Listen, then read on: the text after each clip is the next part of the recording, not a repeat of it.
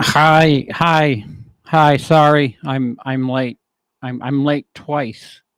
This is supposed to start at 1:45, 1:55, 2:15, 2:30, and now it's 2:45 Eastern.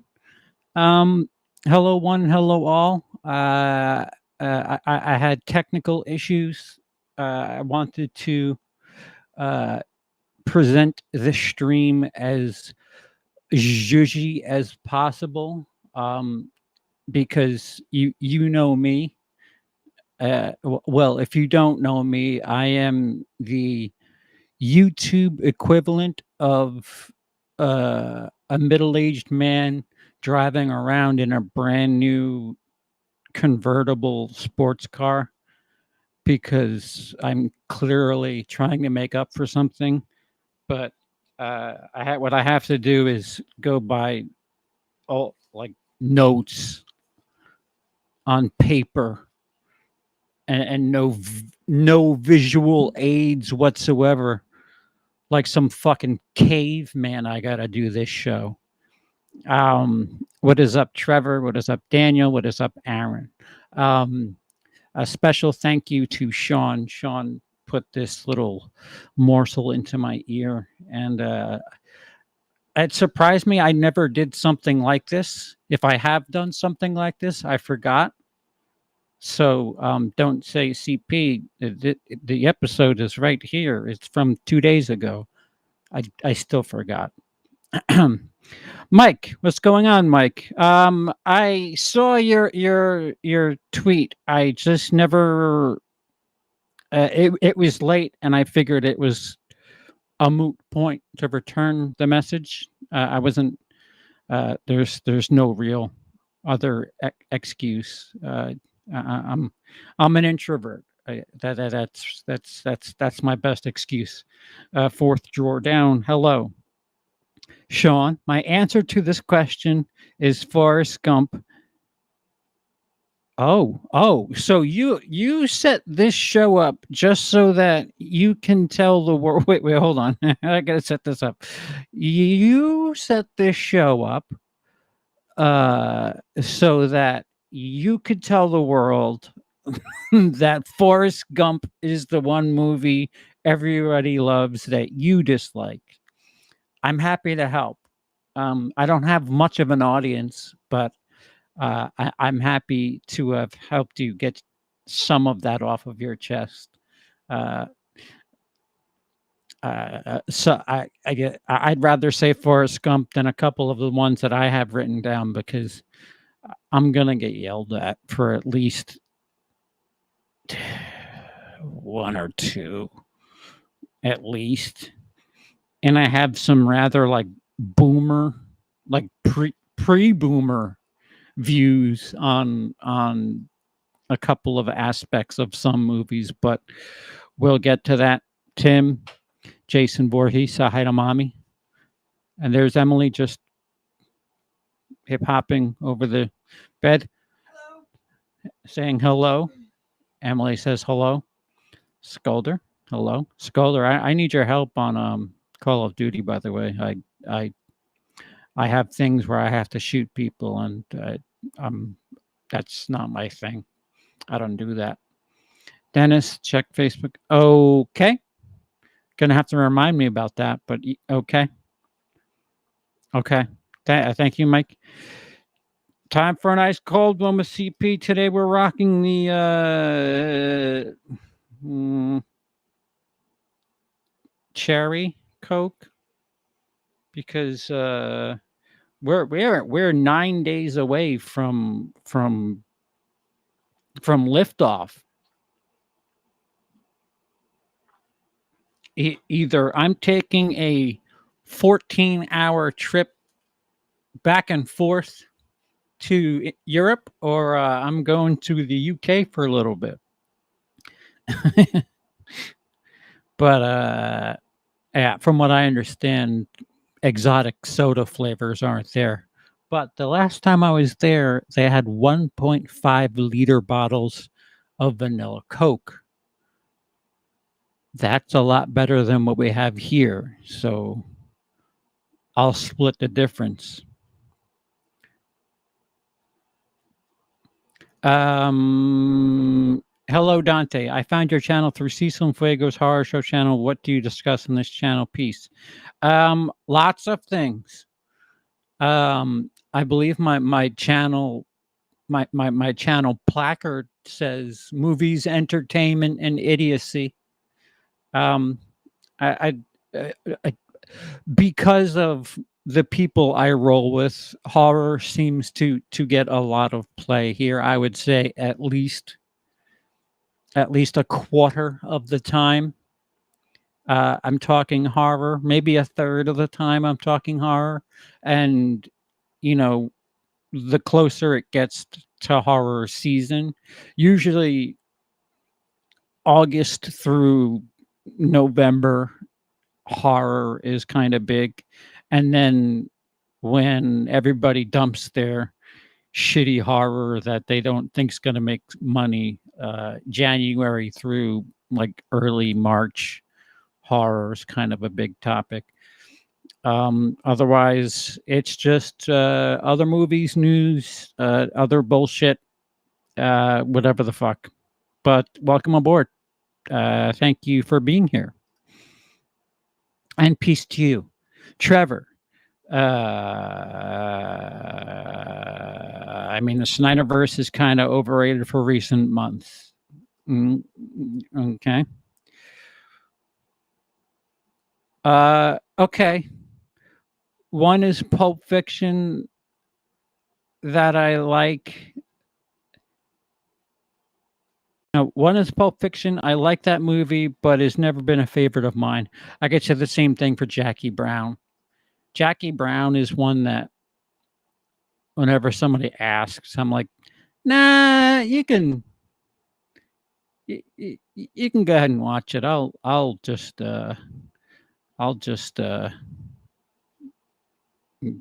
rearrange my sock drawer. I couldn't live without my soda. I'm going to learn the hard way, whether or not I can. You going to UK? No, not driving. Not driving. I did not renew my license when I came back here. Oh no. No vanilla Coke in Denmark. Shit. All right.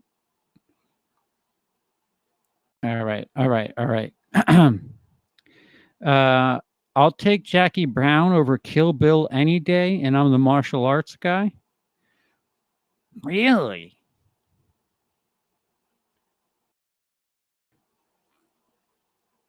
Man, Kill Bill 1 is fucking awesome. I'm sorry, I'm going to count them as 2 because they're very different.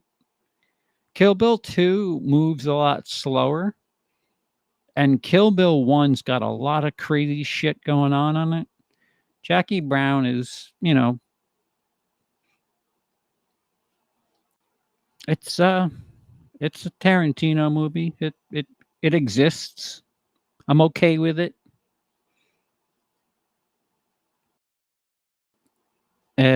Doug, I'm sitting back here with my popcorn and drinking my vanilla Coke and listening to the smooth voice of CP. Oh boy. Yeah. The older I get, the more I like Jackie Brown. All right.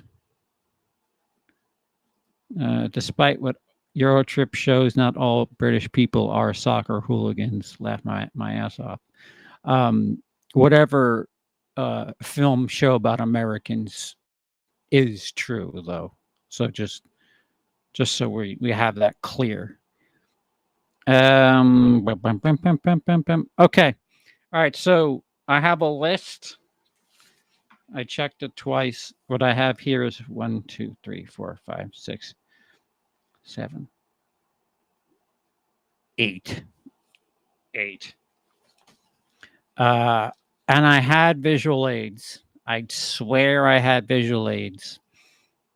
I guess I could do it like the really, really, really broken down. I love every time when I turn the computer on and it says, "This thing is updated," and then 7 things don't work. That's what happened today. Um, so, let's see, what do we got?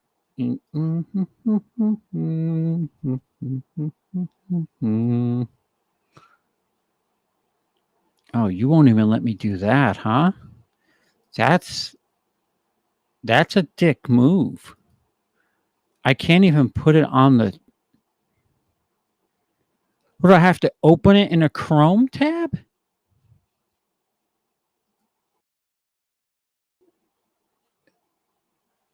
Yo. All right. So the fuck. So I'll pardon. I'm trying to do this on the fly. Nope, not that.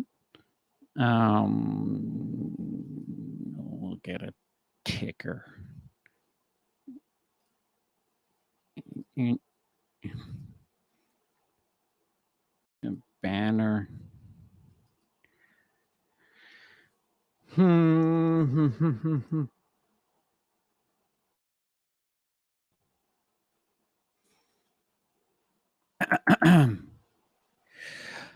The first movie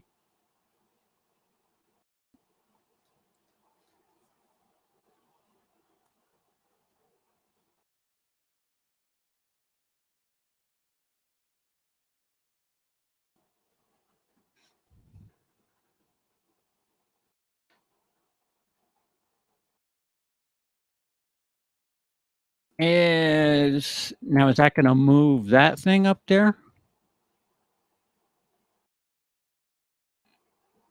It's going to go down there. Okay. So movie number 1 is 2007's There Will Be Blood. Yes, I drink your milkshake. I know. I am one of the rare few people who think that Paul Thomas Anderson has gotten a little less entertaining as he's gotten older. For my money, his best stuff is late 90s, early 2000s. And Boogie Nights was fantastic. Magnolia, I think, is uh, as close to flawless as possible. And Punch Drunk Love, people sleep on that, but yeah, Daniel Day-Lewis, great actor. I'm not taking anything away from that brilliant actor that he is, but the movie's good. I'm not saying the movie's bad. I'm kind of going against the title, but this is a movie I will never watch again. I will never watch again, and I have no urge to watch it again. It just doesn't move the way a Paul Thomas Anderson movie has moved in the past. I mean, the way, like, his cinematography alone, the way he used to get scenes going, like Boogie Nights. If you watch Boogie Nights, you literally feel like you're on cocaine the way he moves the camera. And it's not him that moves the camera. I realize that. I don't have the DP off the top of my head. Apologies. Oh, look at this. Look at this. Never seen it. Never seen it. Ooh, never heard of There Will Be Blood. Daniel Day-Lewis won an Oscar. It won 2 Oscars. Pardon. It's got an 8.2 on IMDb. Wait, it's got to be in the top 250, right? Metacritic score of 93, and I don't talk about the vegetable score or the fruit score, whatever the fuck that dumb thing is, because if you're popular, your opinion counts on that thing. I drink your milkshake. There you go. See? That's the big quote. Ha ha. Yeah. There will be Daniel Day-Lewis sitting in a chair. Yeah, that's all I could think of is Daniel Day-Lewis, oil, uh, fucking him just screaming at Paul Dano, and I'd rather watch Paul Dano, and I'm pretty sure a lot of Batman freaks would certainly agree with me right now, because a lot of them enjoyed him this year. All right, so considering that most of you, not all, but most of you are a little uh, unaware of this film, I feel a tad better. So there's that. We'll go to movie number. Oh, mm, this one. It's gonna get worse and worse and worse.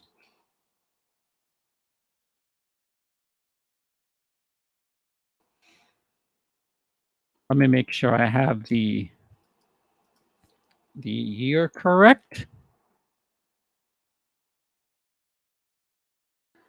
I don't.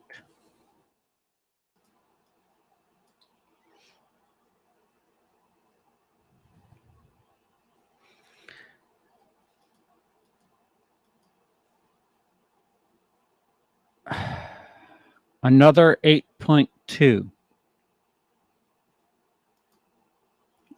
From a year earlier. It is Pan's Labyrinth. Uh-huh. Um, Guillermo del Toro, who wrote and directed the film. It looks fantastic. Um, you must keep in mind that when I watched this movie, I was very anti reading with movies. If it wasn't English, I wasn't watching it. And this came out at that time. I haven't really watched it since, so my mind could be a little different now, but I have seen it twice. I remember seeing it a little while ago, maybe 14, 15, and thinking, yeah, it looks phenomenal. The effects, the creatures, everything, all of it is phenomenal. The guy's got a great mind. Um, but uh, his stories don't don't um they don't captivate me that much. And again, this could be, you have to keep in mind that I literally have a mental issue where my memory deceives me, where if I read something, it fades within 10 minutes.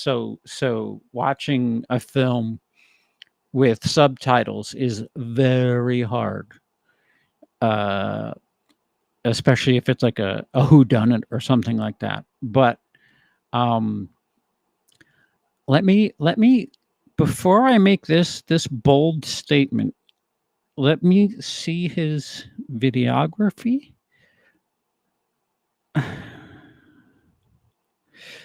Shape of Water, Crimson Peak. Pacific Rim. Hellboy 2. Hellboy. I haven't seen Blade 2. Yeah, I'm going to say he's overrated.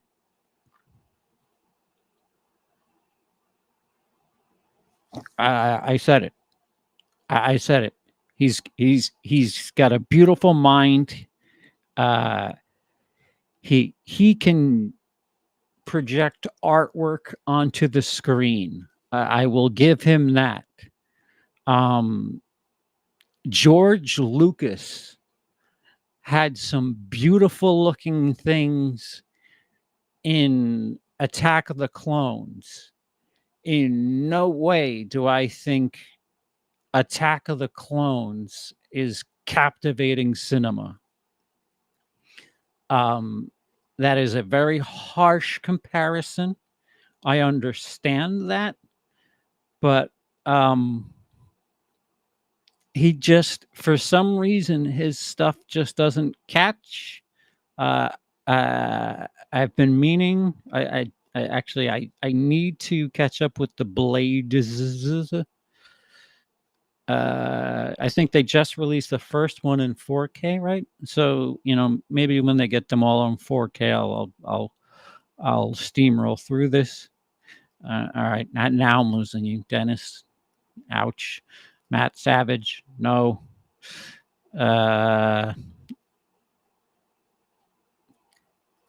Oh, Doug, thank you. Not impressed.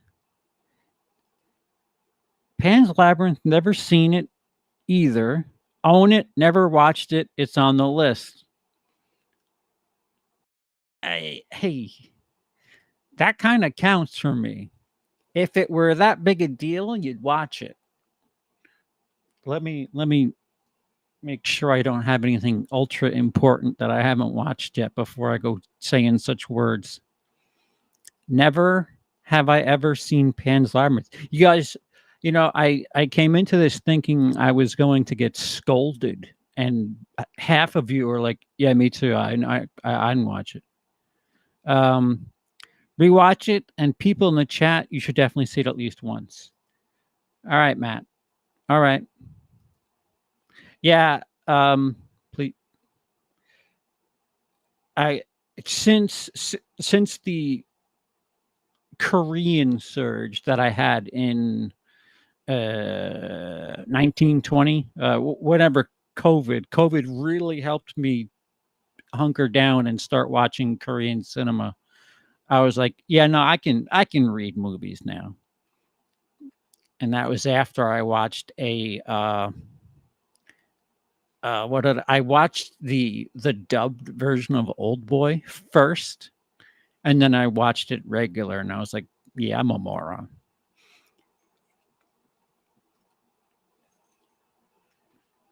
Probably Guillermo's best film. For me, it's Pacific Rim. Falls into a not as good as people say category. That's what I would say. That's another thing I think a lot of that plays into this entire list. This entire list is movies where it's like, oh my God, have you blah, blah, blah, blah, blah, blah, blah. And then I watch it and I'm like, can I have that time back? Because you made it seem like I was going to have a gay old time. And man, wow. Scolder, 5 out of 10. Okay. You have to watch it with your eyeballs in the palm of your hand to truly get it. Fair enough. That seems appropriate.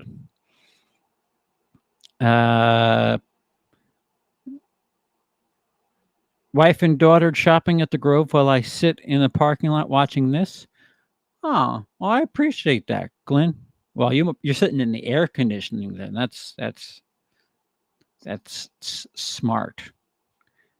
I'm keeping the door locked now. Yeah. So I'm definitely, if I don't make it into the UK, I'm definitely coming right back home next week.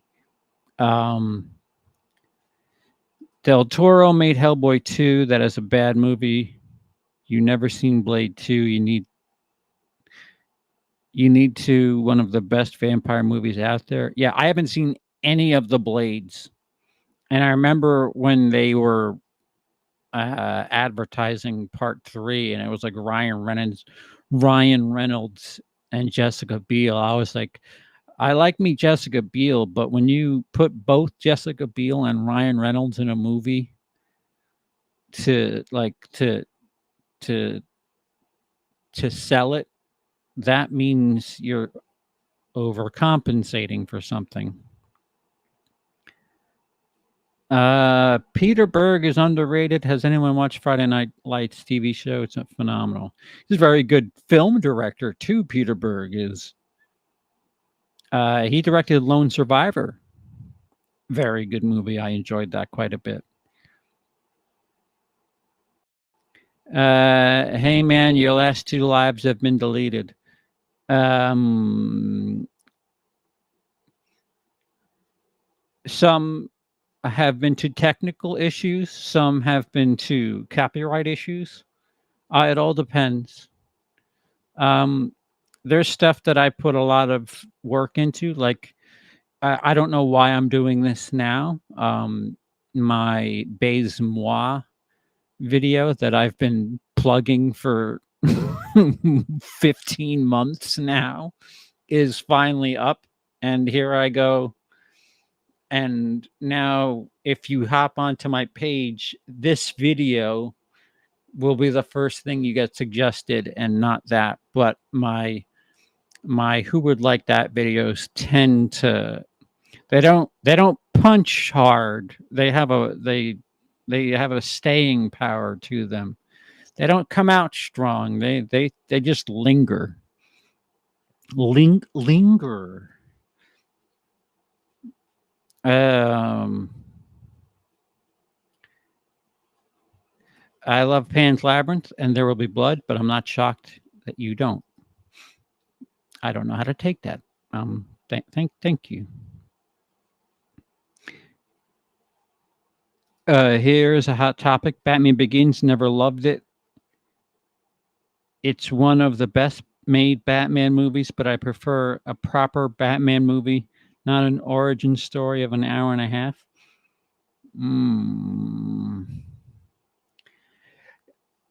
Okay.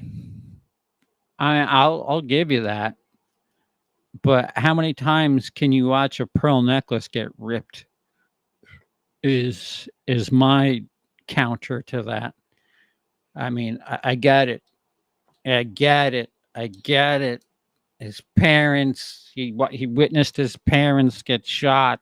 Pearl necklace, gun. Sorry.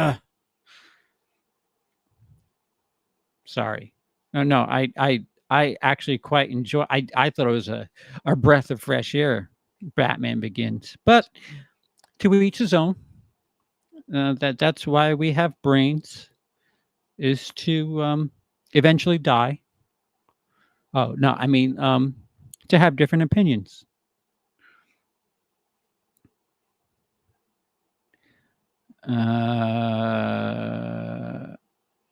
Very hot take. Blade Trinity has always been my favorite Blade movie. I saw something pop up and I don't know where it came from.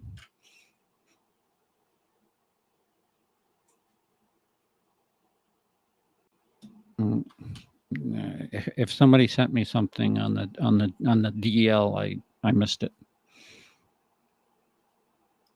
Okay.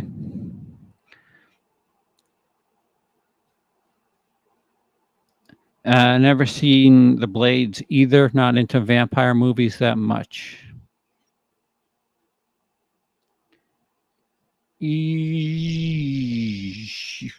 You seem to appreciate Base Moi more than I did. Was not a fan when I saw it. It felt very shallow compared to most French Extremity. Appreciate is a very kind word to use for how I felt about Base Moi. You must keep in mind that I sat on my feelings for that movie for at least 9 months. And between Emily and I, Emily, uh, if there's words that are longer than 4 letters, Emily wrote them. Uh, it it feels like a very hollow. I mean, I wanted to go harder with the joke. I feel like it's a hollow, harder version of Thelma and Louise meets Natural Born Killers. Um, but it was like it was one of the first. So cool. I don't know. Um, it's hard. It's hard when like this is my filming location. I have to. Uh, the writing process gets very, very, very, very, very, very garbled. But no, I didn't appreciate it that much. What I'm going to do every time I do 10 Savage Cinema. By the way, Savage Cinema is now like the over title of that series. Who would like that is they're now under the umbrella of Savage Cinema. Um, every time I do 10, I'll do um a the rainbow thing because those you kids seem to like those fucking ranking rainbows. I'm going to call it that from now on. I don't care what it's supposed to be called. The ranking rainbow. Blade Trinity's horrendous. I don't rewatch any of the Nolan Batman movies or Nolan in general. Jakey,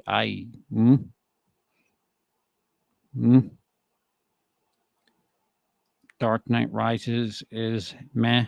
Is that a hot take? No, I've heard that quite a bit. Dark Knight Rises is better than Batman Begins, at least. I've heard that before too.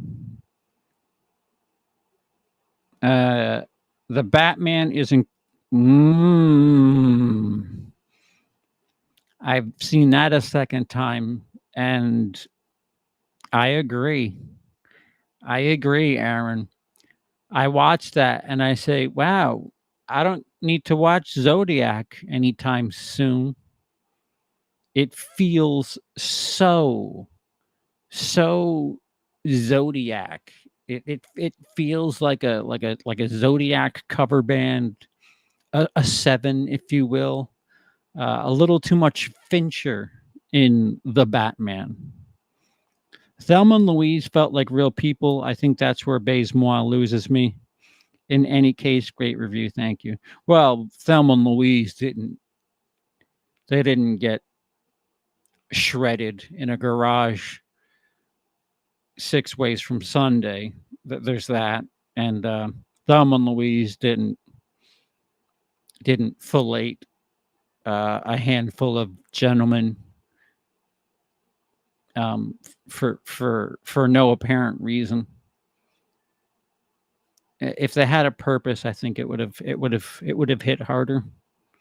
They were just fucking killing, robbing, killing, robbing, fucking robbing. I'm going to assume Miracle on no. No, I do not have that. I Miracle on 34th Street I watched when I was a kid because I had to because it was on TV and forgot it and don't care. Don't care. Thelma and Louise is one of the best road movies I've ever seen. All right.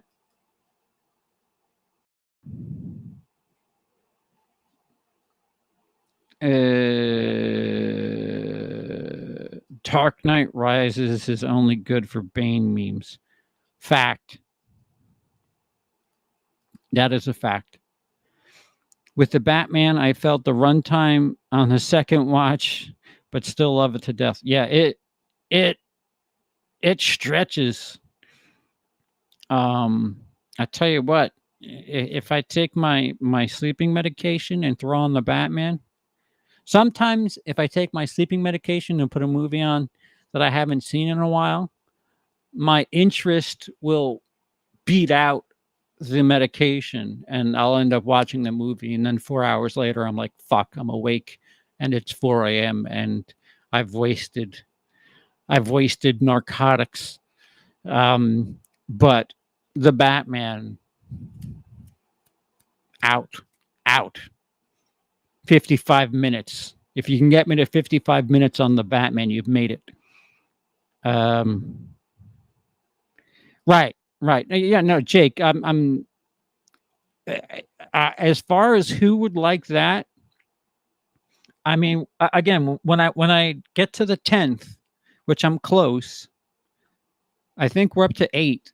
When I get to the 10th, I'll do like a full like a ranking and a rundown. I still think the best of them is the 2020 version of Irreversible.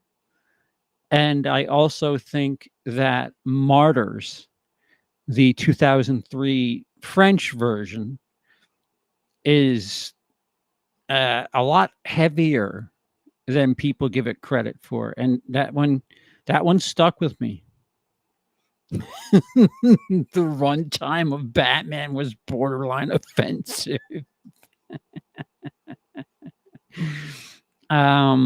One, I would have you Americans. What? One, I would have.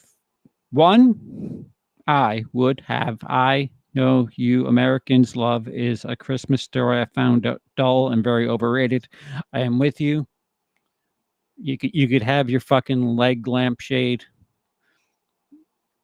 Nah, yeah, you'll poke your eye out. Big deal. Whoop-de-doo. Give me a Christmas story. Not a Christmas story. Give me a Christmas Vacation. Home Alone. The Ref. That's a Christmas classic where I come from. I didn't technically waste narcotics. I mean, I use them. They didn't serve their purpose. It's like, okay, sleeping pill, doink, and then next thing I know, I'm like fully engaged in what I'm watching, and then like sleeping pills. If you don't fall asleep in that 35-minute window, bye. You can kiss the effects of that pill just long goodbye. And I've done that quite a few times and just sat there like, well, maybe if I throw up, I could try again. I blame Independence Day for popularizing the 2-hour plus bloated blockbuster movies like RoboCop and Jaws do so much more with shorter running time. I agree. Sorry, guys. I realize I'm a little behind. I'm trying to catch up. I don't want to fucking. The Ref seems to have a bit of a cult following, or maybe it's me. Well, Kevin Spacey did it no fucking favors by being Kevin Spacey. I'll say that much. Ouch. But yeah, if you've grown up in a dysfunctional family, the Ref is fucking hysterical. And you have to have a bit of a like there's slight what some would call offensive religious humor for Catholics, Christians. I mean, they make fun of a couple of people, not just followers of Christ, but I've heard that be a complaint, and you know, not enough for me. Okay, so here we are. We're up to number 3.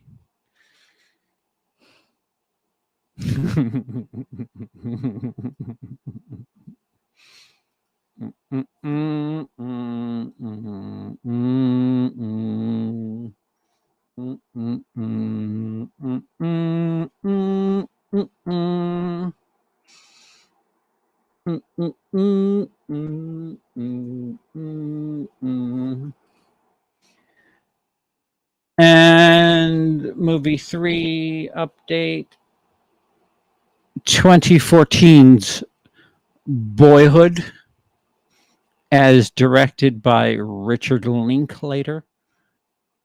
Um, to be alive and on YouTube, to be like in the movie community when Oscar season came around for that, you would think that that was the first time anything ever thought to document um, something over an extended period of time. And the 7 Up series in the UK has a hell of a lot more to speak about in that subject. And does it better? Does it better? And I don't know. I feel like there's some sort of thing that happens with the characters, not just literally them getting older. There's experiences. The only person with an arc in the movie Boyhood is the guy that does her her lawn, I think, or whatever. He ends up being like a restaurant manager, and he ends up thanking Patricia Arquette for the whatever the kind words she said to him a couple of years back. And I was like, what? That that is the only thing that gets paid off from something from the past? I mean, she's in a terrible relationship. Spoiler, sorry. Um, she's in a terrible relationship with this dude. It would have been neat to see the effects of either of the parents' relationships and how they mold the kids and what they go on and do. But no, no, they just grow up, and the kid pouts because he doesn't get a car, but his dad makes him a sick mixtape.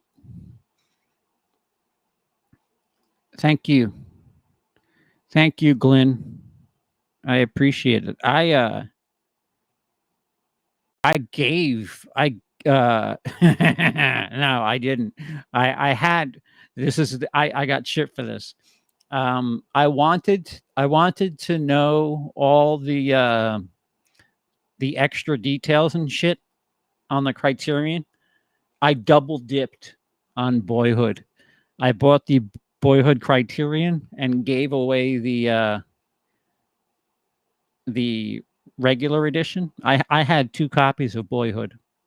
I am so indifferent to that movie. If anything, I dislike it.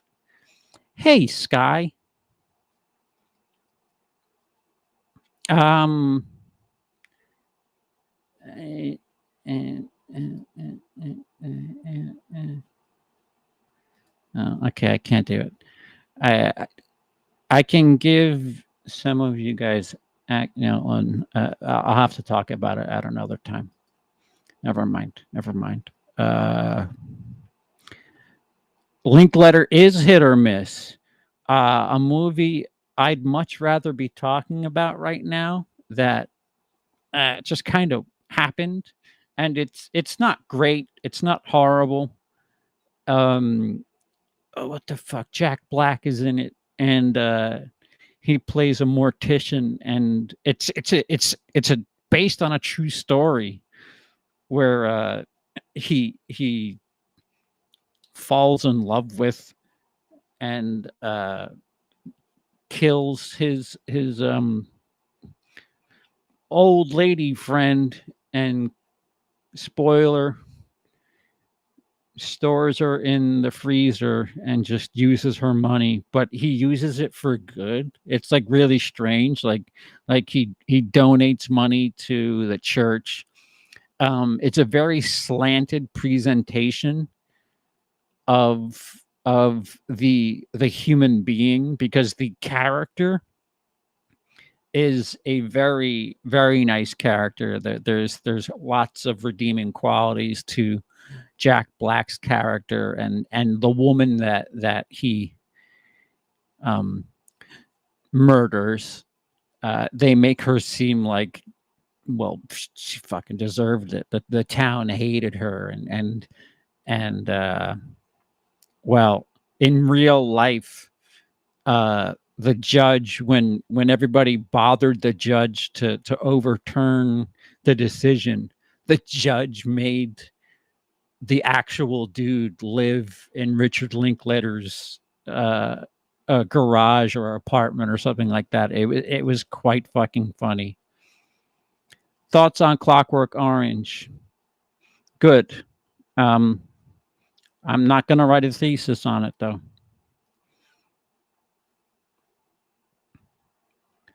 Boys in the Hood. Yeah, absolutely. You could put a couple more there too. It's way better and shorter. I'll watch Boys in the Hood twice back to back rather than Boyhood. Did I have the? I didn't have the Boyhood Steelbook. You're lying. I don't even know if there is a Boyhood Steelbook.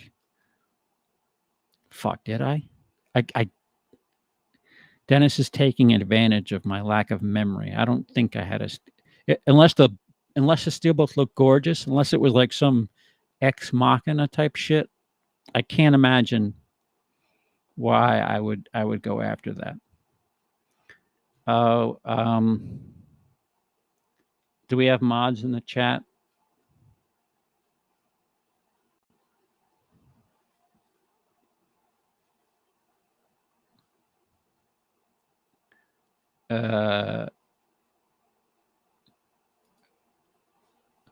What is objectively an incredible film? Boyhood Mondo Steelbook.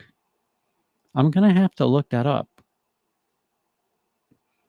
Cheap sex. I can get you free sex. CP, did you watch Antrim? It's a horror movie from a few years ago. No, I haven't.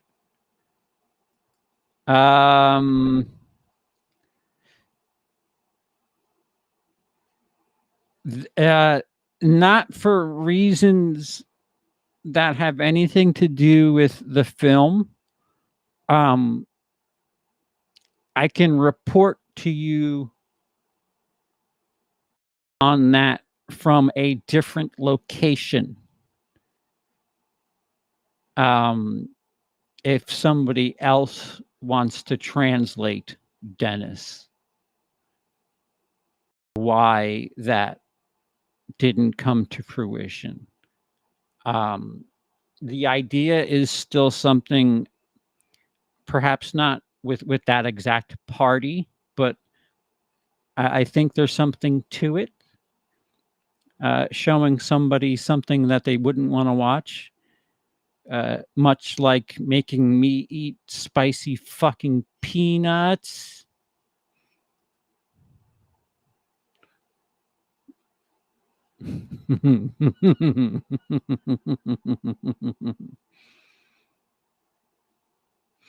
That's not enough. What am I up to? 4? We're halfway done. We're halfway. Terminator 1 and 2 are the only flawless movies I have seen. Even Dark Knight has issues, like the ending I always thought was a bit stupid. Sean, you're entitled to your opinion.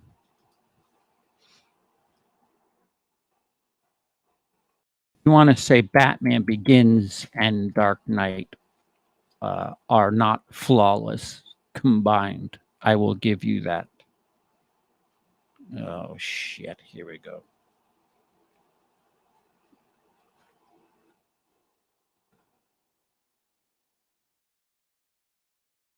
This one, most of you may not have seen. This was a bit of a a uh, a Oscar bait, a fucking darling for award season. But my number 4 movie is 2017's Lady Bird, which currently has a 7.4 on IMDb and a meta score of 93. Way too high. Way too high.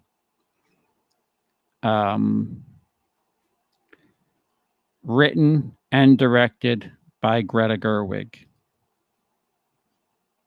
Let me double check. Frances Ha. What else have you done, Greta? Oh, she's filming Barbie right now.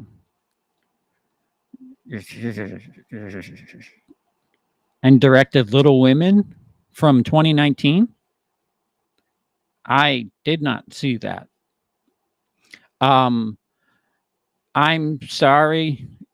Call me the middle-aged white guy who should not be talking about movies like this. Get Brie Larson on the phone. But Lady Bird, there's nothing unique about it. It's no much bigger a deal than Juno was a couple of years before that. No much bigger a deal than fuck. What was the hell? I give the comedy with the two girls. It was basically. It's gonna bother me now. The comedy with the two girls and one of them was a lesbian. I give that movie a hell of a lot more credit than Lady Bird.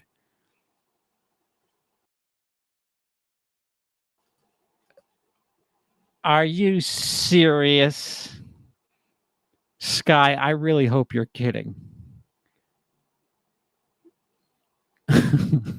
I'm stoked. Lady Bird, I never saw any of this. Whoa. I'm all jacked up. I'm all jacked up.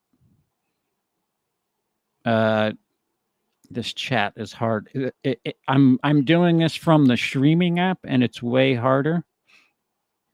Everybody write a very strongly worded letter to OBS, because I used to have so much power and so much flair, and now that I do this melon thing, I'm so handcuffed. Greta comes from the mumblecore scene. She worked with Duplass. I don't even know how to pronounce it. Duplay, Joe Swanberg, and Ty West. Ty West, I haven't liked a thing of his, but holy shit, was X a grand slam for me.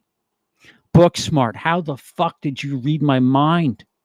Yes, Booksmart. That I thought was great. Juno, great acting, great point. Writing,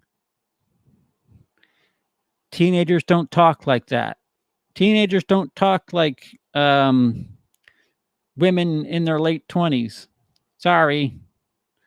That's the one thing that, I really hope we never find something out about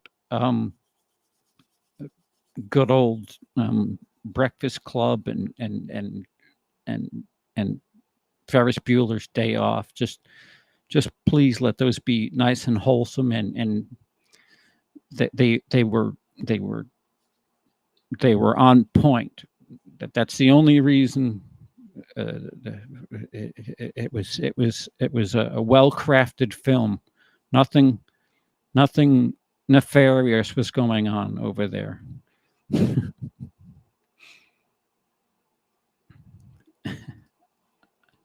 I have to respect the work that went into that. I'm not kidding. It looks like they went all out with the outfits and whatnot. Okay.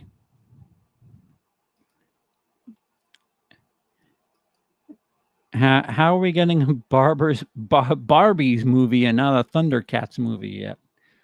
I don't know. Didn't they redo the Thundercats cartoon?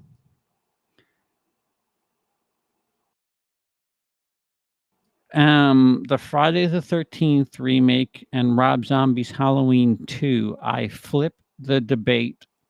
I love them. Everyone hates them.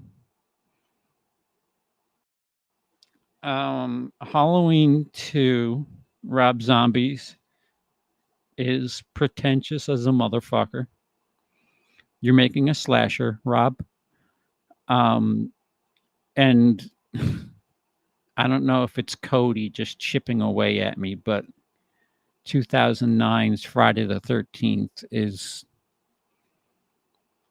crawling up my list. Perhaps because it might be the last big studio Friday the 13th that we get, and it was good enough. It was better than the last 3 things they did.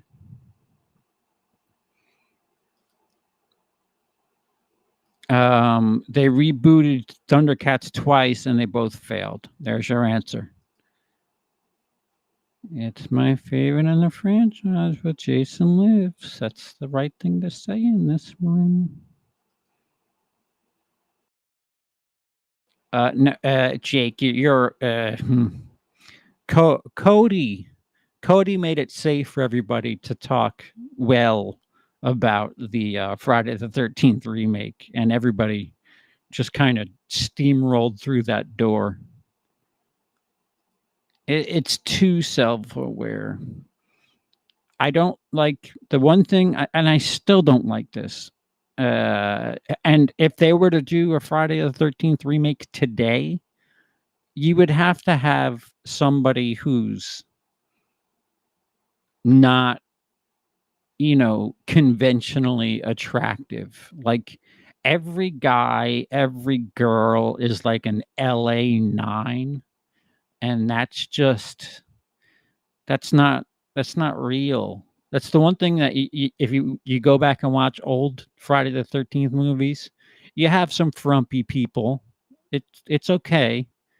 Shelley in the third one, he was kind of frumpy, but he had a joke, and he felt that's what he needed to do to make up for his lack of sexual prowess, if you will. How did we get talking about Friday the 13th? I have no Friday the 13th on my list.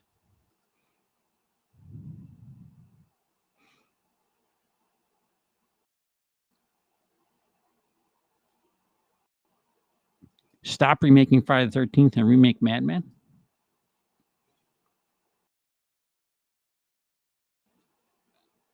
That's a steaming shit hot take. Part 4 final chapter is one of the worst in the series.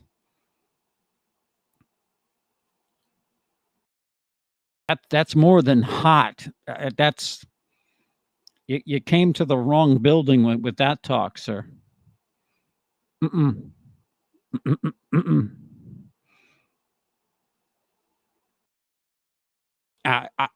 I give people passes for saying that's their favorite. Yeah, yeah, yeah. Right, of course. Everybody's opinion. We're just talking about movies. Please, nobody feel offended. We're just having fun with words. Listen, in the end, what we love is what we love. None of us are with each other when we watch these things and enjoy these things, and none of us are there to comfort one another when we watch something that we hated that somebody else told us was fucking great, and we just sit there like, but I had 93 minutes to do something else, and I watched that fucking Ladybird movie, and now I'm tired and I want to go to bed, and I have all this stuff I could have done. That's it.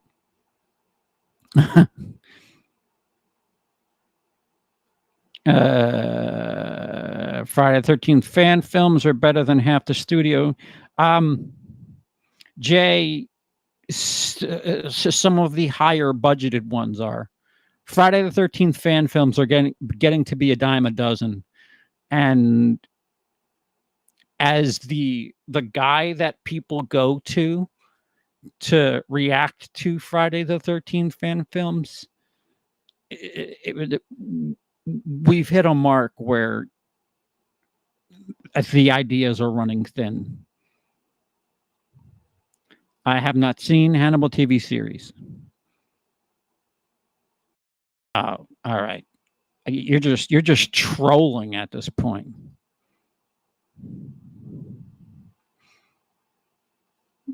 Yeah. Yeah. Somebody blocked Tim. That's a 30-second timeout for Tim. All right. So nobody's heard of Ladybird. Ladybird. Here's the one sentence description of Ladybird on IMDb. In 2002, an artistically inclined 17-year-old girl comes of age in Sacramento, California. Of course, it's in California. I'm actually kind of glad for California and Los Angeles movies, because they blow themselves so hard. And it's because of movies set in Southern California that makes movies in New York not seem so arrogant, because shit, they're like our beard. LA movies are New York's beard, because there's a lot of New York movies that are just like, man, isn't New York fucking awesome? But LA does it way harder, and I think they believe it. I hate it already.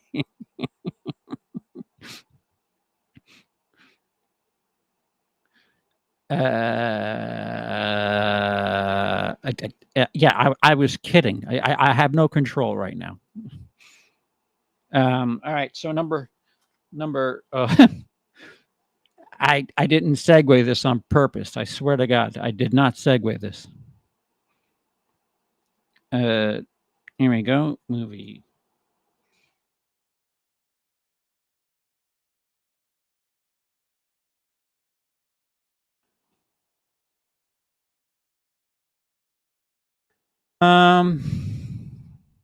This one isn't as big a deal for me because of it's in a genre that I just don't like to begin with. But number 5 on my list is La La Land. I really wish I had my visual aids. I had stuff. It bothers me when I do stuff on Photoshop and do little trinkets to have up while I talk, and they're not here. But La La Land, gorgeous movie, gorgeous. It looks fantastic. It's shot really well. It makes it is the perfect self blowjob movie that Los Angeles can ever probably produce. But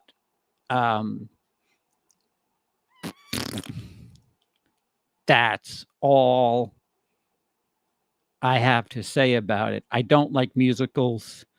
And what hurt me was it was the guy who did Whiplash, And Whiplash, oh fuck. Whiplash came out of nowhere. I saw that. I pulled my then ex-wife out to this nowhere theater, and she was not about that independent lifestyle as far as movies are concerned. And I loved the fuck out of Whiplash. And she was just like, it was all right. And I was like, good. I could watch shit like this without you from now on. But La La Land, it's a musical. It's a prototypical musical, bright, well choreographed. Just there's nothing that jumps out about it. Like it's a well-made musical. There seems to be one of those every 2 years. It's a different type of argument than my argument for Lady Bird. Yeah, okay, it's a good version of what you're trying to do, but we have something like that 2 years ago, and we have something like that from 2 years ago, and we'll have something like that next year. Like, I don't know. I'm just not a musical guy. There's a handful of musicals I like. I happen to get down with some of Baz Luhrmann's stuff. Romeo and Juliet, I quite dug. Moulin Rouge, I don't know why I gave it a second chance, but I did, and I enjoyed it the second time. I'm lost. La La Land was robbed of Best Picture Oscar. Average as hell. Moonlight nonsense. I did not see Moonlight. Oh, hi, Brian. La La Land was Best Picture. Brian.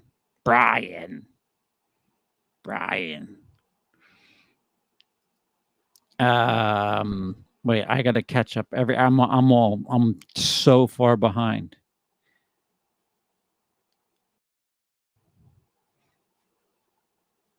I don't entirely disagree, Aaron. I don't entirely disagree.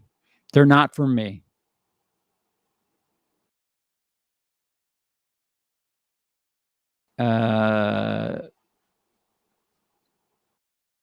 Musicals begin and end with Rocky Horror Picture Show for me. I enjoyed Rocky Horror Picture Show. There are a few, but there's like something different about them. These like super bright, like again, they're fantastic looking. They're made well. The choreography is fantastic. It's phenomenal. People are doing their jobs very well in those movies, but they don't stick out for me. That I like if you did a what is that the card game where the guy fucking steals your money on the streets, the 3 cards, and you fucking whatever. No, I think that's called the shell game. Yeah, the shell game. Where anyway, if you put 3 really well made musicals in shells and picked one up, I wouldn't know the difference. I really wouldn't. Moulin Rouge is wonderful. Moulin Rouge was great. Okay. All right. I don't like Baz Luhrmann. Well, no, that streak ended. Musicals are a musical experience, and movies are a movie experience. The two are just different. That's a pretty. Wait, where did that go? I just had it. I don't like this in-app chat control sucks. I'm sorry, guys, because it's controlling both the YouTube chat and the Twitch chat, and it like really it's kind of it's a fluster cuck. Moonlight bored the crap out of me. La La Land actually made me feel something. Yeah, yeah. Mhm. I didn't see John Waters' Hairspray. Elvis has some good music. I have not seen Elvis. The what? How did that do that again? The thing I love about Hairspray is the bright colors, but the undertones are rather dark. That's the thing about musicals. Like for the last 30, 40 years, they're all flatly lit, bright colors. They're meant to pop, and yeah, that's all I got. Oh, Holly and Beauty, 1999 super chat. Thank you so much, Holly Ann. Nothing to say except hope all is well with you. Um, I, I'm gonna hopefully be in a different country in a couple of days. So uh, there's something to look forward to, which is a lot more than I could say for the first time this year. So yes, yes, and likewise, I hope all is well with you. Thank you very much. All that jazz is great. With the better version of New York, New York. Dare I say? Oh no, wait, New York, New York. Uh, Come on. I miss my regular camera.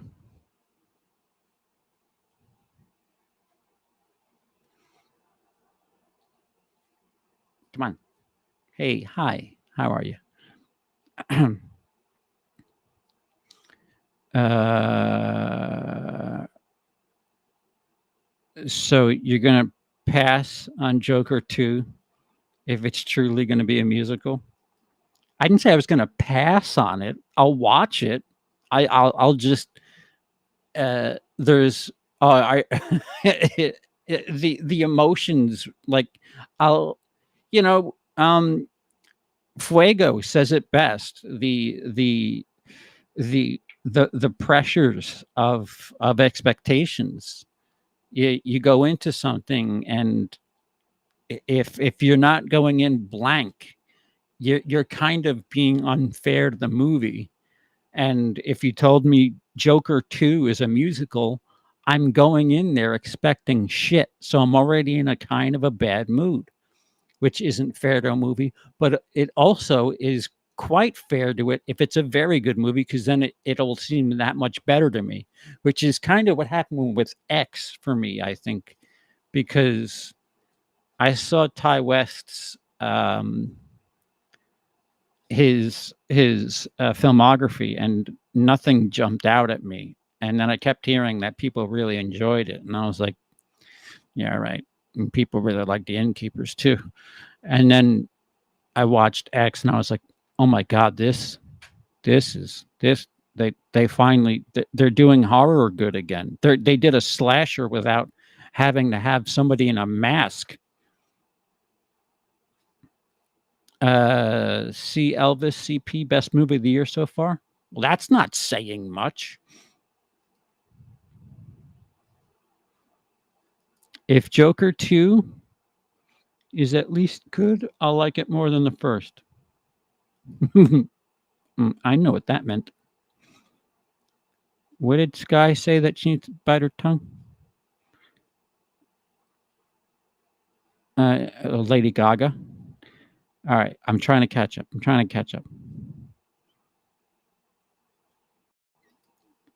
Tom Hanks's character was a scumbag. Whoa, wait a minute. What did I miss about Tom Hanks?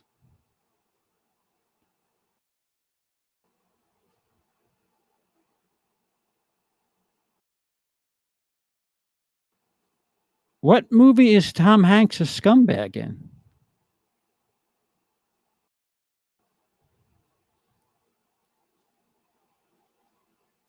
He was an abusive creep.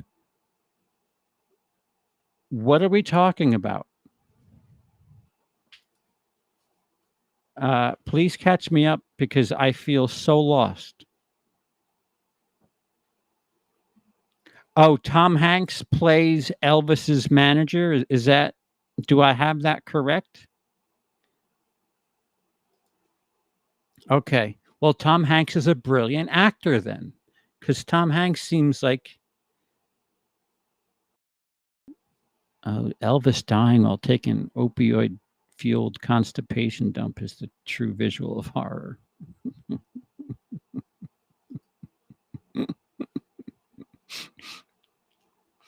I want to tell my constipation opioid joke that I used to do, but I don't want to gross everybody out. That painted a pretty picture. I think you win the award for pictures. Number 6, and this one kind of bums me out. This is probably the one on the list that I really, really wanted to like, and was just like, again, I don't hate it. I don't,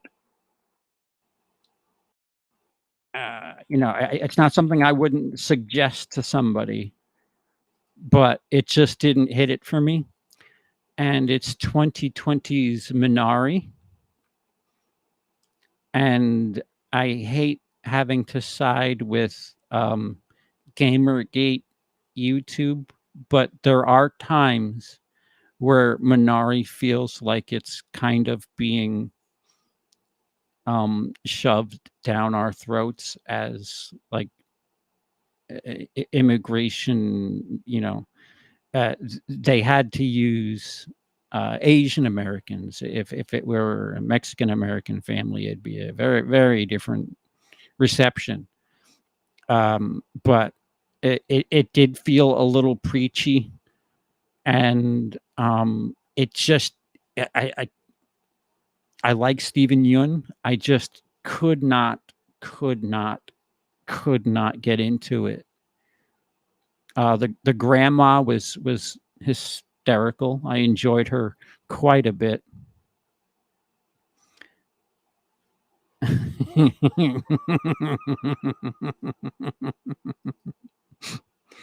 Minari,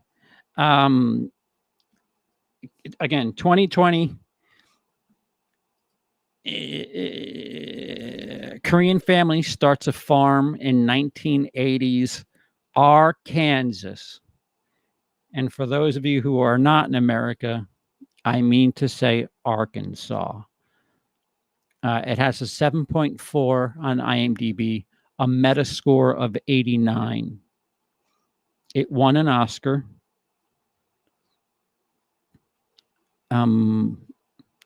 Lee Isaac Chung wrote and directed it. I'm curious to see what the Oscar is. Oh, wow. Best performance by an actress in a supporting role.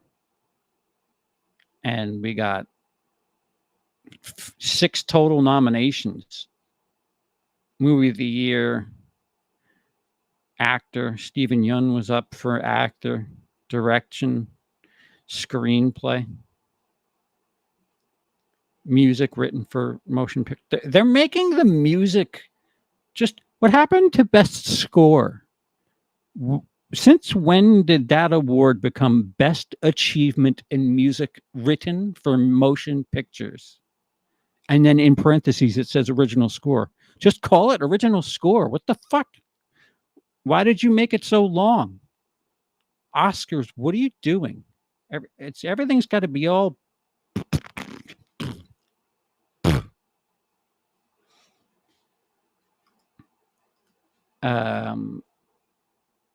That's quite astute, Brian. Yeah,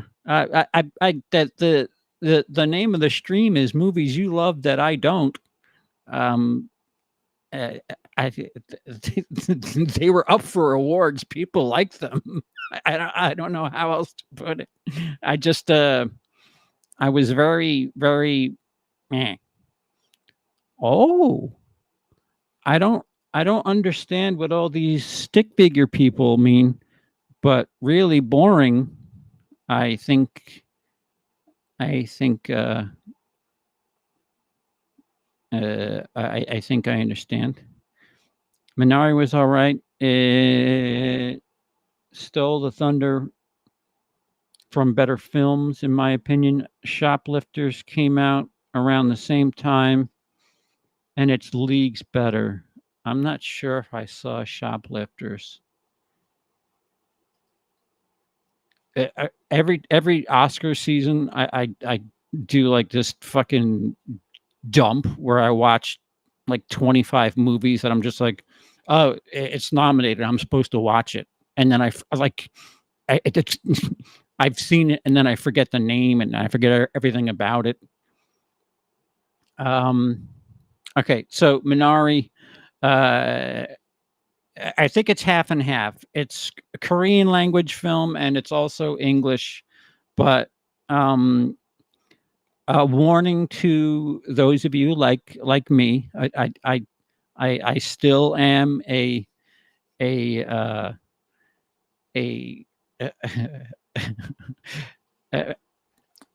let's call me an adopted film reader.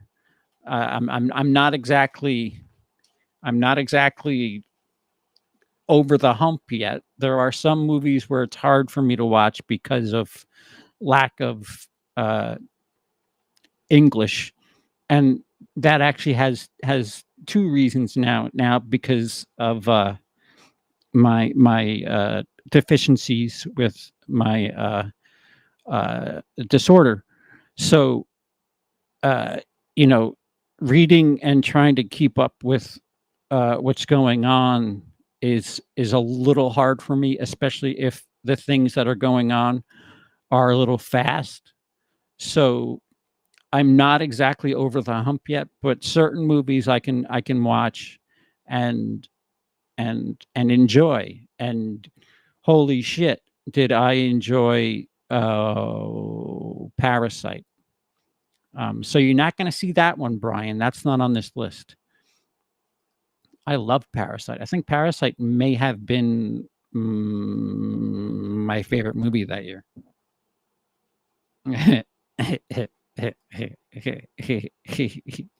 Okay. Here we go. A movie that I could not literally give away.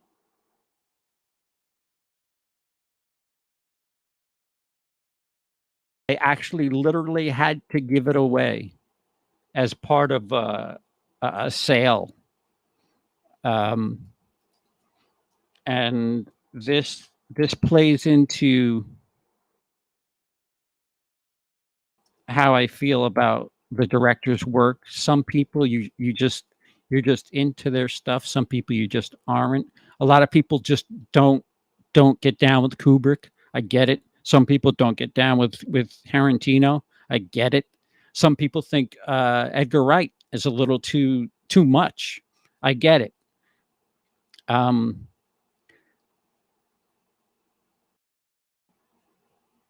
this one, where are you? Let me get my year. Okay. No, wait, no, that's not. Oh, yeah, it is right. All right, so 2005 from Terrence Malick, The New World.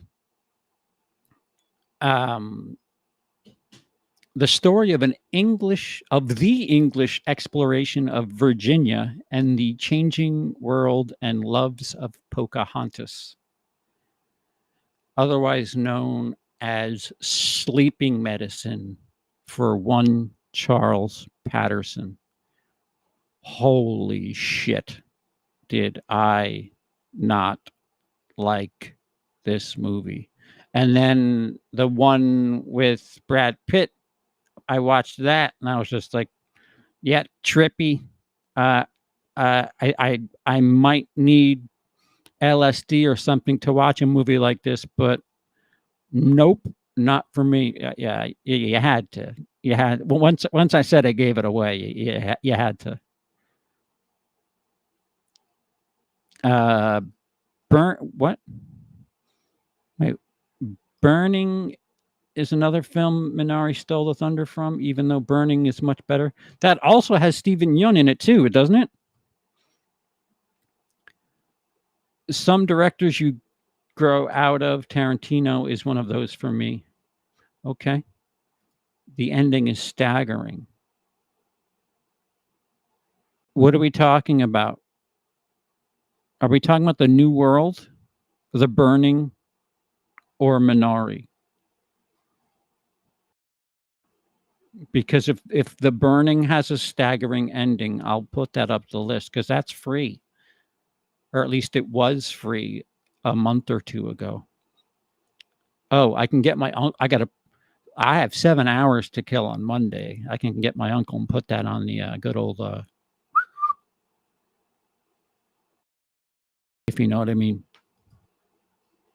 Malick had a long stretch where he was the most boring filmmaker in the world. Yeah, I think I happened to watch all of those movies in one. The New World is my favorite Malick film. Not even Thin Blue Line, Red Line, Blue Line. Uh, really? That's funny, Brian. Um, I really wish I gave a little bit shit more about it because I'd like to hear why and talk about it. But I no offense to you, Brian. I fucking hate that movie. I just don't care. I just don't. I watched it. I don't care. As the minutes went past, I'm like, fuck you. Why are you taking so long? This is stupid. And yep, that was a criterion that I bought. That's where blind buys kill you, especially on criterions. You're like, oh, fucking $25, you dicks.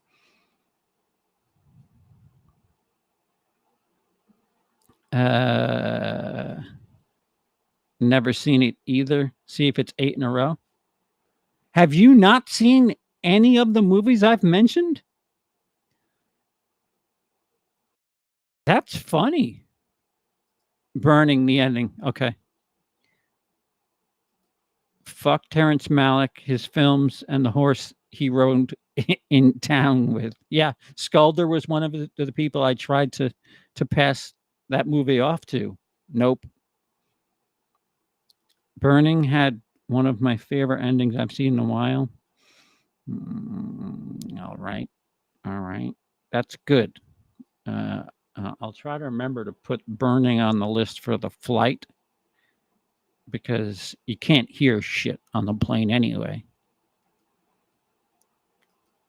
New World is bad, but To the Wonder is worse. I haven't seen To the Wonder.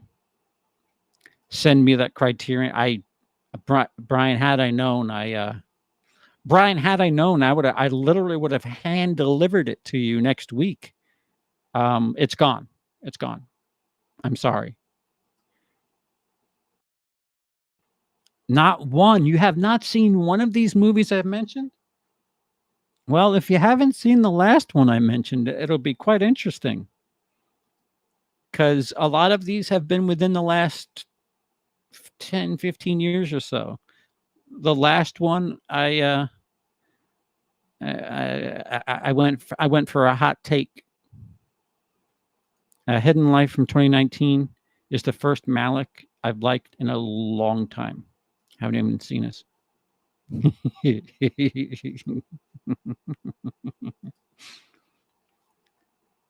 Prostate exams have been more enjoyable than trying to sit through New World. I agree with that.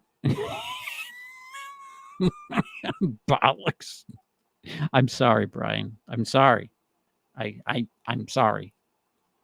I would have given it to you. I literally would have. I should look through my collection to make sure there's. Uh, I don't know if we're going back to the storage unit before we go out there.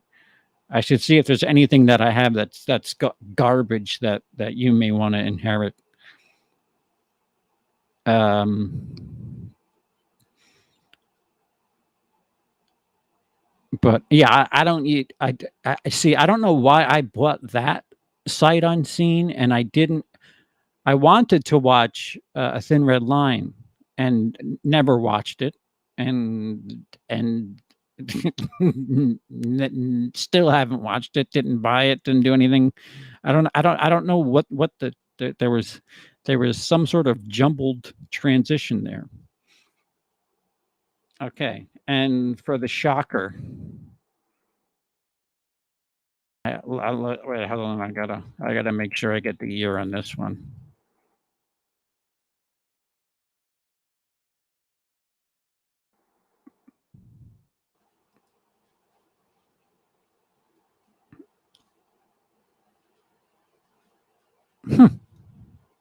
Okay.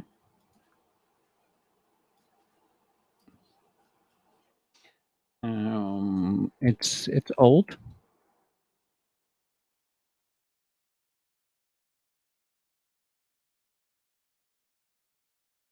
and I saw it late.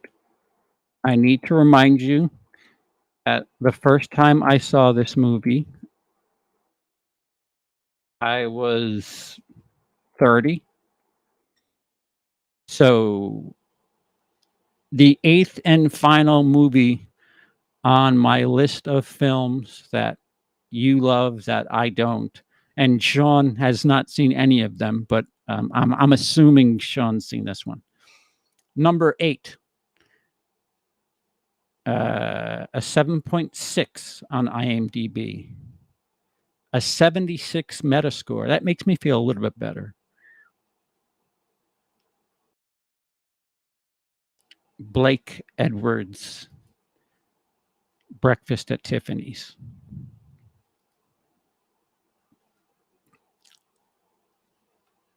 Uh, no, nope.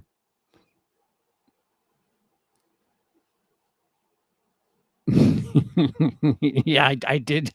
Yeah, they're like, no, we're all set. I've not seen most of the MCU CP except for Iron Man 1. That's yeah, and that's probably one of the better ones. Oh, I'm caught up. Audrey Hepburn has been in better movies. Preach. Breakfast at Tiffany's is even worse after reading the book. Okay, so here I go. I'm going to say it into a camera in the year 2022, and I'm not even going to talk about the weird upstairs neighbor. Whatever that was.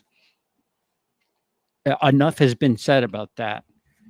But considering how many American girls have that poster of Audrey Hepburn from Breakfast at Tiffany's in their bedrooms, and how many of them want to be like her and talk about, oh, I just wish I was Holly from Breakfast at Tiffany's. Her character in Breakfast at Tiffany's could be the most vapid slunt I've ever seen in a movie. It's she's so materialistic, and I mean, I guess because it was made in the 60s, they had to be careful about what it was she did for a living. She was just um, a popular young lady. But I'm so with you on Breakfast at Tiffany's. I hated that movie. My wife hated that movie. What a turd. Oh, I'm glad. I'm glad, Brian. It it it, it I felt nothing redeeming about her character. What did she do? Hello. What did she do that like really made any of it worthwhile? Like she all right, so she's a an attractive girl who has people buy her shit. She doesn't really do anything.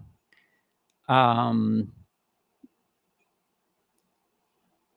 People do things for her, and she happens to fall in love with somebody who is also well off, and like it the fact that so many I don't think the movie me.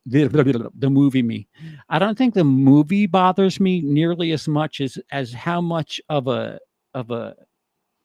impact it had on pop culture and young women in America because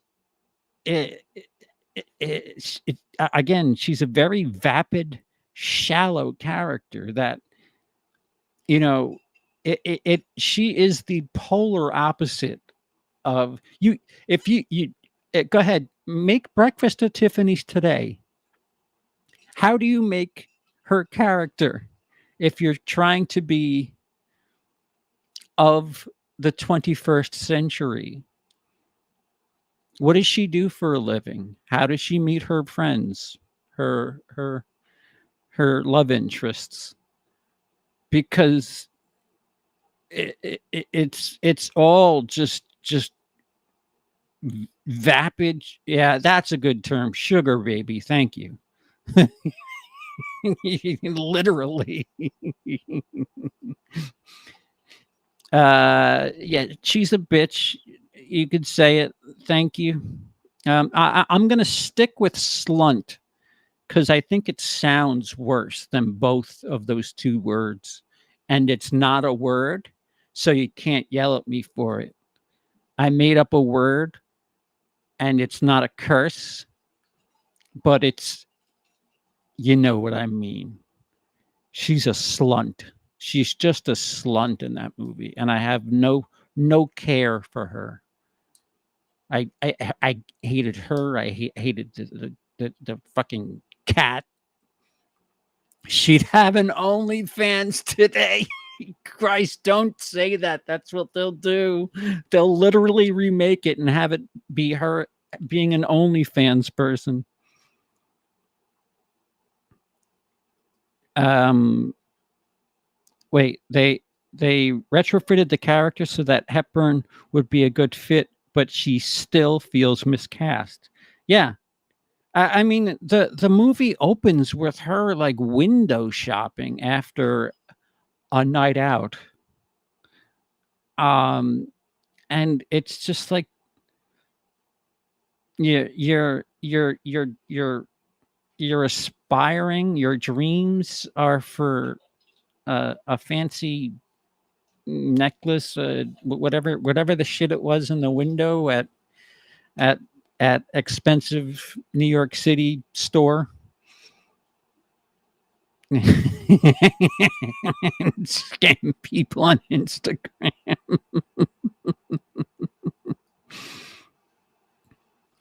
Oh, preach, Jake. Tangerine, I think, is a phenomenal movie that, unfortunately, due to characters within that movie, it will never get the popularity it deserves. Tangerine is incredible and shot on a fucking iPhone. If half the fucking fan film people watched Tangerine and saw what was done with an iPhone and then rethought about their $25,000 budget, I'd really like to see what they could do better. She was miscast. If you know about Audrey Hepburn behind the camera, what does that mean? Slunt, bint, want. Or watch seasons 1 and 2 of The Girlfriend Experience. You could say the same about Grace Kelly. Still, it doesn't translate to the screen. If it doesn't translate to the screen, it doesn't work. Grace Kelly, at least. Wait, was it Grace Kelly that complained about Hitchcock? I'm trying to think of which one. I mean, that's the other thing about Hollywood that they still kind of have a problem with. They have like these looks that they constantly go for.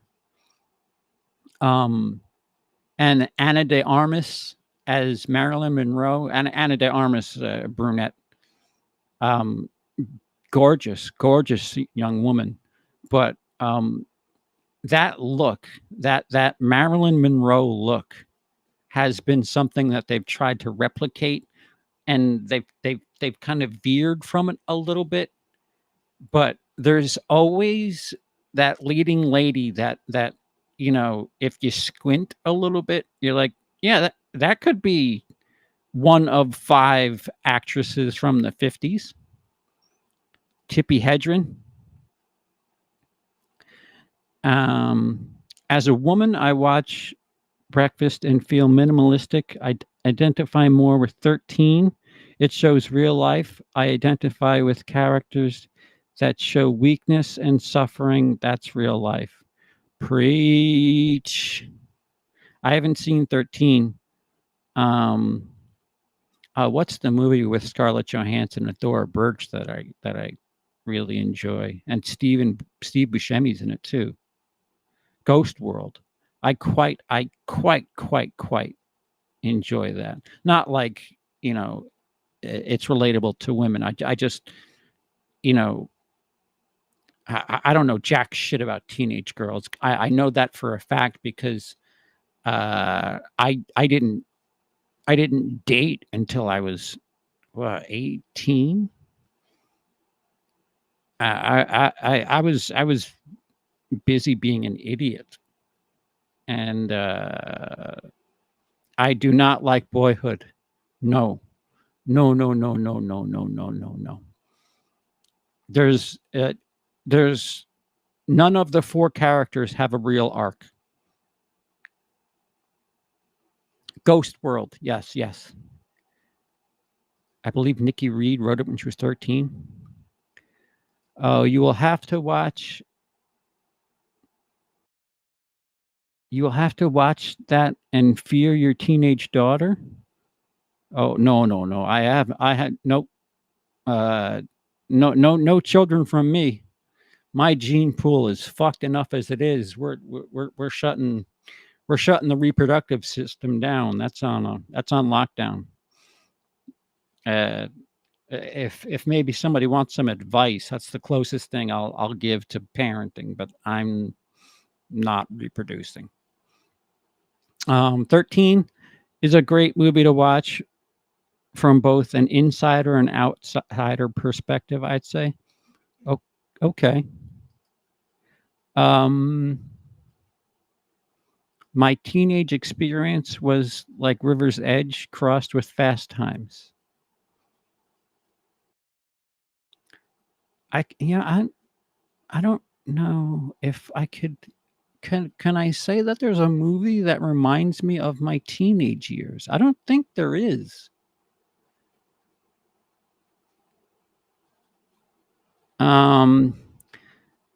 The whackness, sort of, a little bit, but that's like only because the music was the same, and like there's some elements that I thought of that reminded me of it.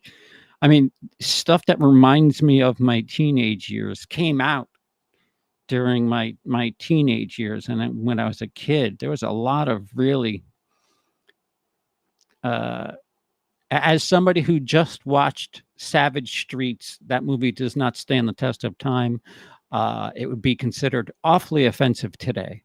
Um, I feel like if I go back and watch some of the movies that I enjoyed as a teenager and a young child in the 90s, the same would probably be said. Like I quite enjoy Higher Learning, um, but um, that probably hasn't aged well. What with all the school shootings and and how much more separate America has become.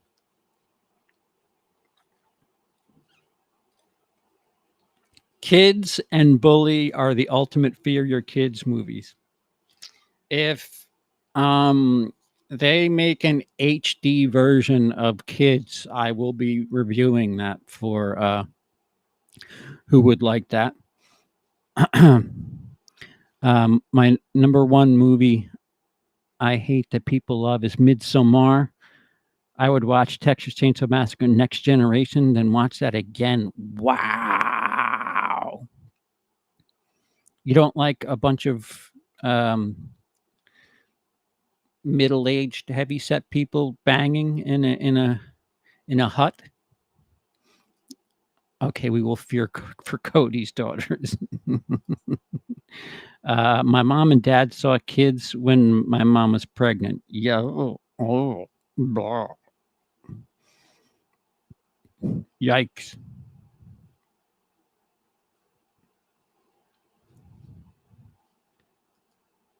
They were 19. That's like calling yourself out. Everyone praises Everyone praises John Hughes, but none of his films resonate. I don't think he understands kids as well as he thinks he did.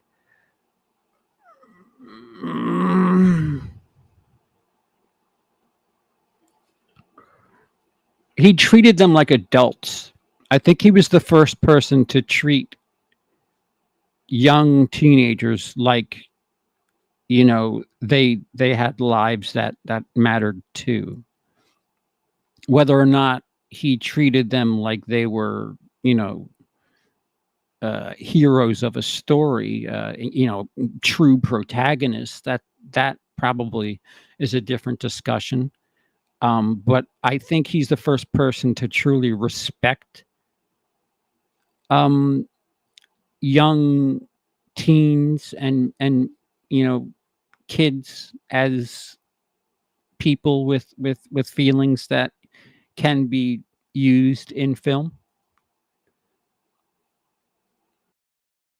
My teenage experience, a mix of Lolita and A Nightmare on Elm Street. Jesus, you got to get some Hypnosil.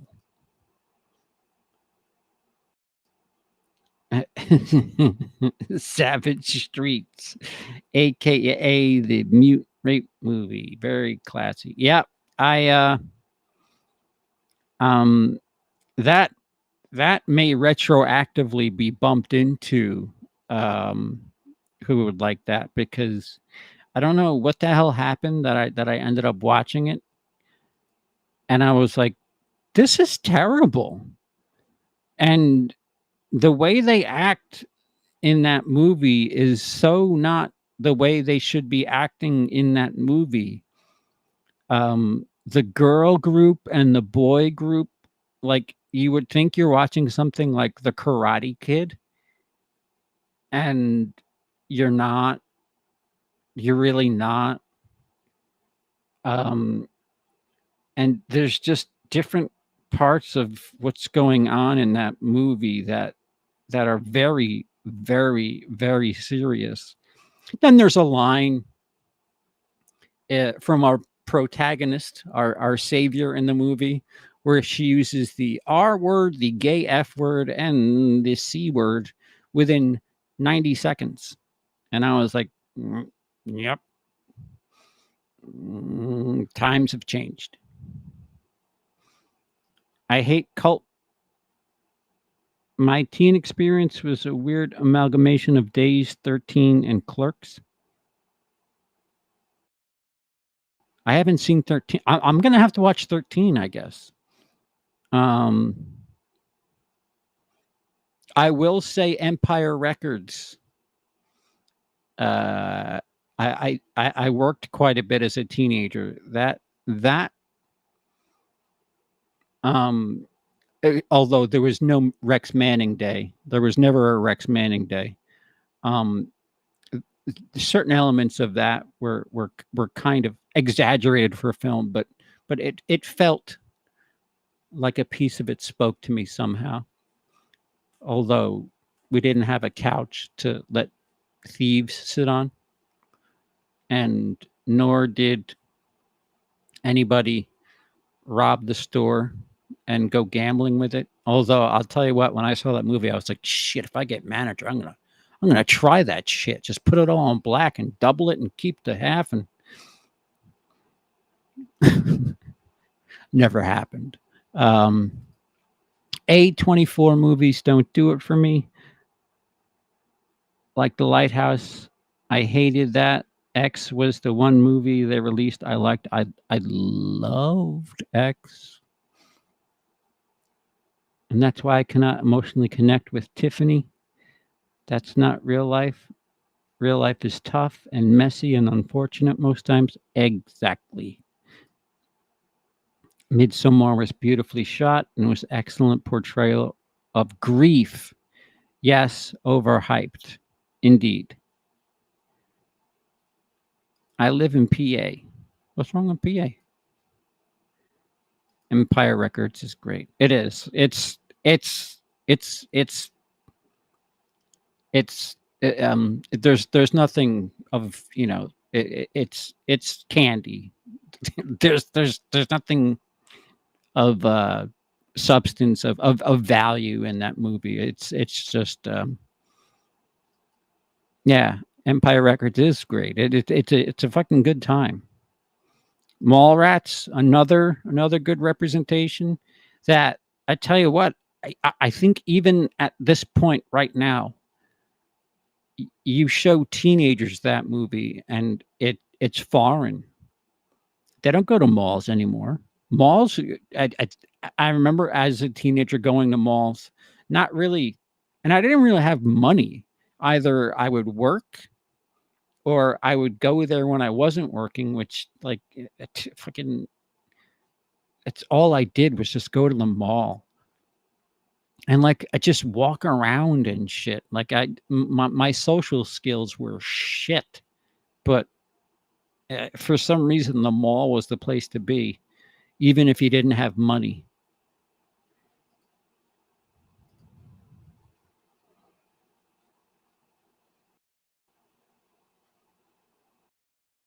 The writers of Empire Records wrote it during breaks from Tower Records. Tower Records in California is quite badass. That is like, there's a YouTube channel where people go and they have their version of the Criterion Closet. I should know this and I don't. Where they bring in musicians and shit, and they pick up music and they talk about it. Blah blah blah blah blah. People always compare Midsommar and The Lighthouse. Why? Lighthouse was great. Midsommar was a sophomore slump. I don't see the similarity. Yeah. My aunt's hot take is Empire Records is better than Clerks. They're different moods for me. Clerks is great. What's Mallrats? Ooh. Ooh, that is Kevin Smith's second film. That M, did you guys have shopping malls in the UK? Were they a big deal? Yeah, we still have them. Okay. I would give it a watch, Sean. At the very least, give it a shot. That Mallrats feels more to me like a Linkletter movie than Clerks did, oddly enough. And I don't know why I say that.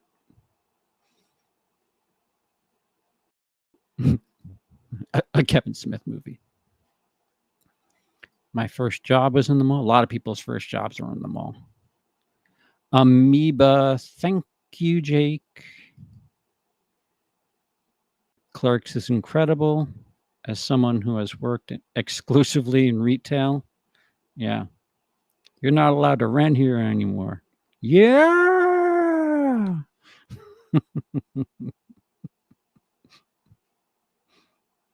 Happy Pappy Squirrel. Well, I forgot what the name of the movie was. Happy Pappy Hero Pup. Come on, Eileen. That does M have the accent? She's lost it a bit, but we're gonna try to re-implant it soon enough. M's going back next week. M's going and staying, and we're gonna figure me out a little bit later. I have a big question mark over my head as far as everything.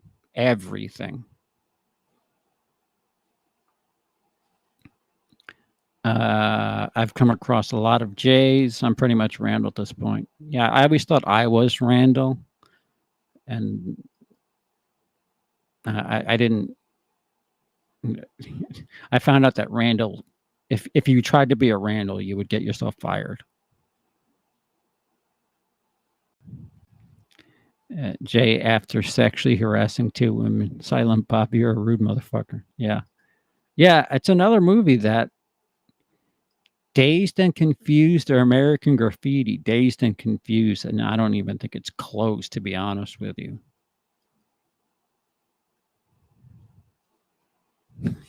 You either die a Dante or work long enough to become a Randall. does somebody send that to Kevin Smith? That might be something worth putting on a tombstone, for fuck's sake.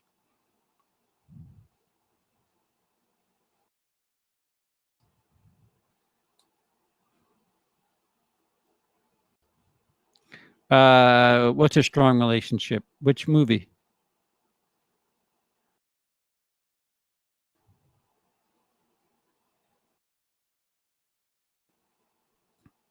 Yeah.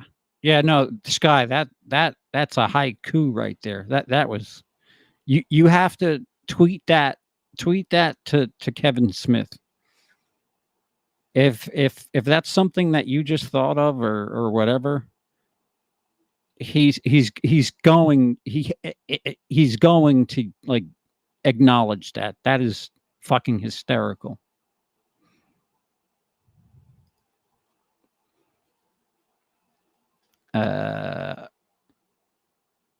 No. You and M being apart, that shows a strong relationship. We started out apart. Uh, I am walking, talking. Well, we are walking, talking proof that long term. I mean, especially now, long term can work. The internet is fast enough where you can video call. I mean, shit. How many relationships had to do it through COVID? It's a different time. Uh, I certainly don't ever want to try dating again, though. But uh, you know, the world's tiny now. The only thing that separates us is the literal distance. I mean, I can email somebody from Japan right now and leave Emily for that person, but Shinjo just won't return my calls, so we'll have to wait.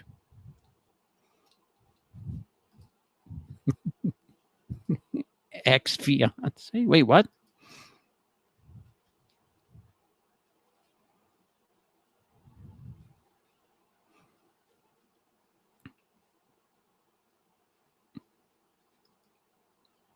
Whoa, whoa, whoa, whoa, whoa, whoa, whoa, whoa, whoa! What? We're dropping P bombs in here? Wait, what?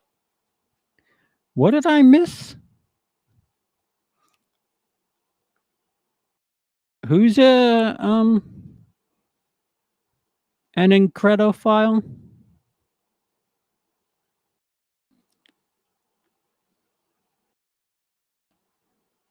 Oh, Sean, I spent 9 hours in British airport jail.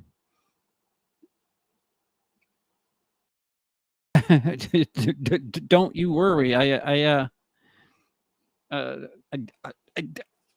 there's a part of me that expects to be turned away, but uh, that time I didn't have a British wife that I was traveling with. I was traveling alone. This time, we're traveling together. It. I'm trying not to think about it, but um, if that doesn't work, you know, we scrap one idea. It's weird. There's other options that like I said, I really don't want to think about any of them right now. It's 9 days away. Gonna fucking blast it out and enjoy it, and hopefully no issues. But the top 10 places for Americans to emigrate to, number 4 is Denmark.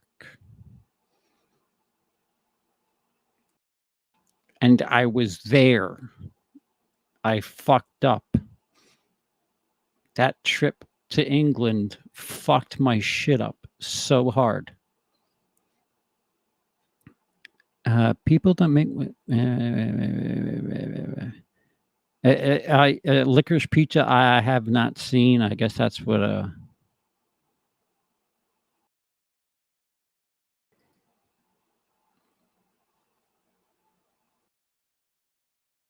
okay, yeah.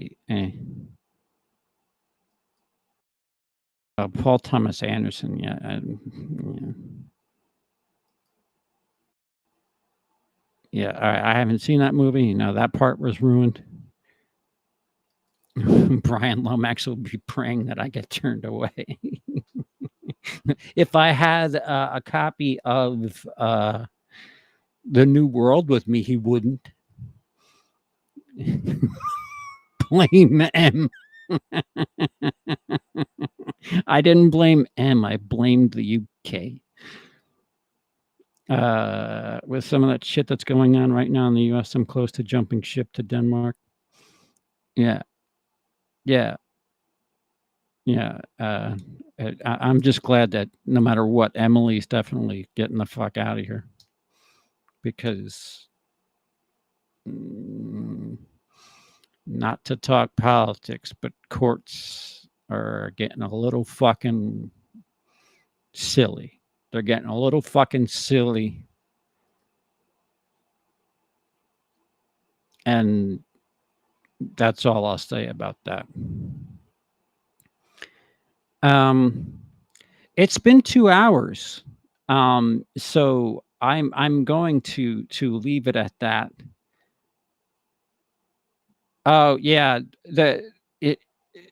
I have every intention on visiting. There's a handful of UK YouTubers that I hope I have the opportunity to hook up with, even if it's just for a quick hello, just to get it on screen, and maybe film something for a future project that I haven't yet written. I wish I was more creative. Because if this were me from like 5 years ago, and I knew I was going to the UK and 6, 7, 8 UK YouTubers, I would have ideas like, all right, this is something that I'll write. They could film this. I'll be there, whatever, and I could put it in this thing that I'll shoot 2 years from now. And I just don't. The mind is full of pudding. I'm on a lot of antidepressants too, though. So my brain is fucking just fried.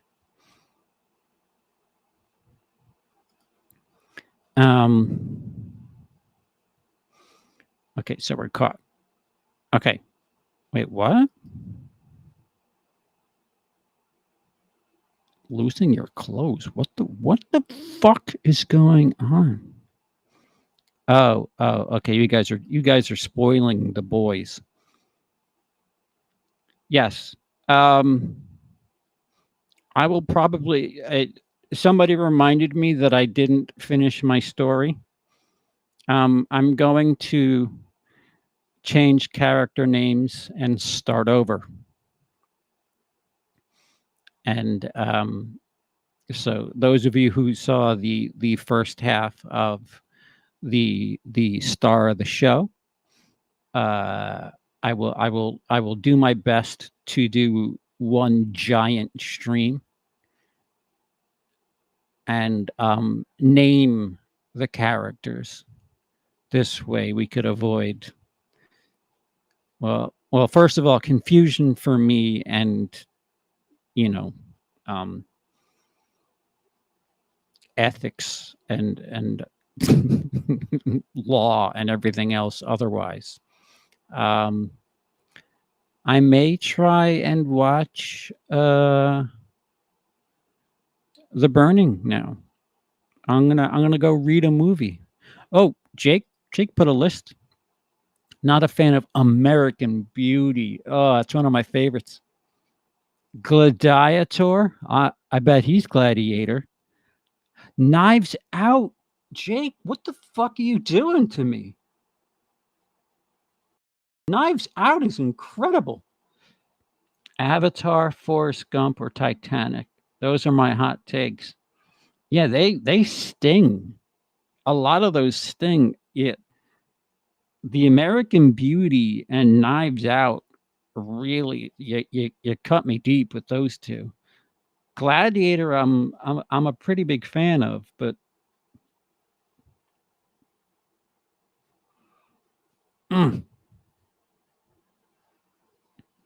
I want to bring back. I keep talking about this. Jace and I are going to be bringing back some form of the greatest films in history. Because he has a copy of the 1001 films you must see before you die. He has the most recent copy, which I also have the most recent copy. And we're going to try to figure out different fun ways to have topics where everybody can get involved, because it seems like those chats move nice and smoothly enough, and they're quite engaging, and that's it's fun. It's fun, and it helps. It helps when YouTube sees that people are talking and being back and forth. Take movie requests. What movie request?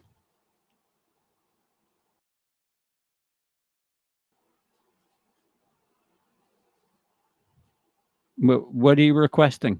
Are you requesting me to watch a movie?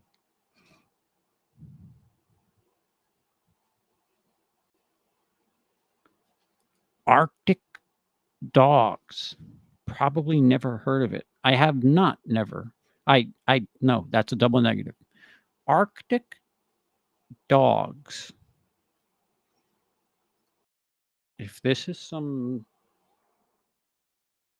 some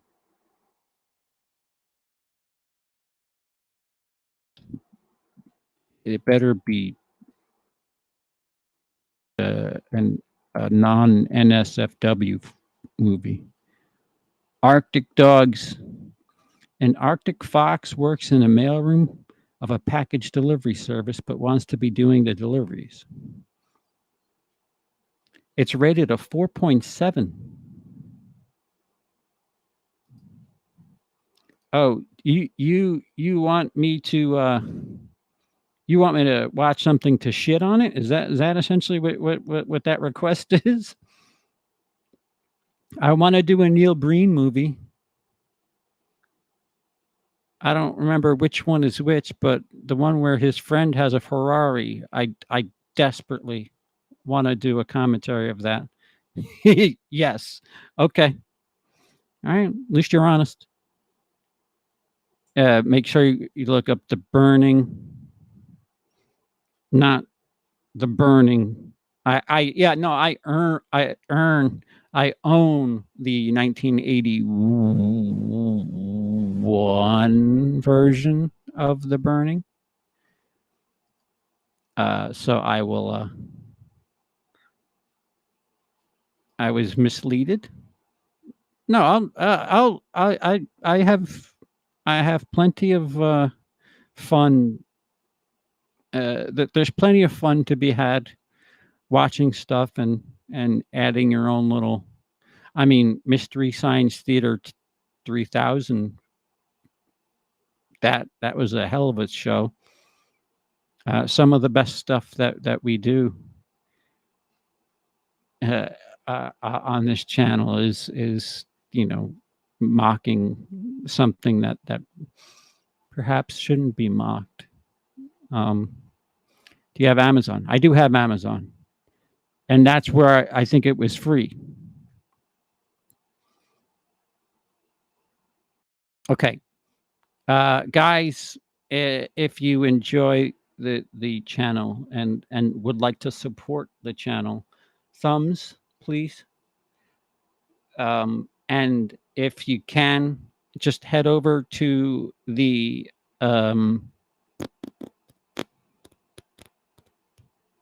I forgot the name of the movie. The Baise Moi video and click a thumb and drop a comment. Just be as interactive as possible on that, because I'm not making any money on that, and it hurts because I put some work into that, and that it's a little troublesome. Those fucking fucked up movies. They're the movies. They're the reviews that carry the channel, and YouTube. They gave it to me hard with that yellow cash button. So not asking you to do anything. Nothing out of pocket. Just a couple of clicks. That's all. Just hi. Even if you just say hi, that's fine. And I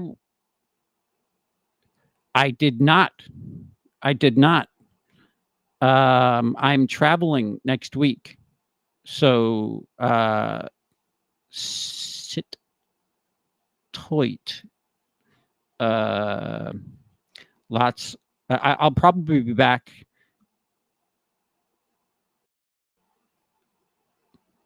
Yeah, Dennis is a superhero. Dennis puts my playlists on in the background, and that gets view times up, and it gets commercials going, even though they don't put commercials on the yellow cash mark ones. Although I guess they do, as long as you're watching something adult, right? Like if you're an adult, they may give you a commercial on the yellow. I don't exactly know how it works. I just know that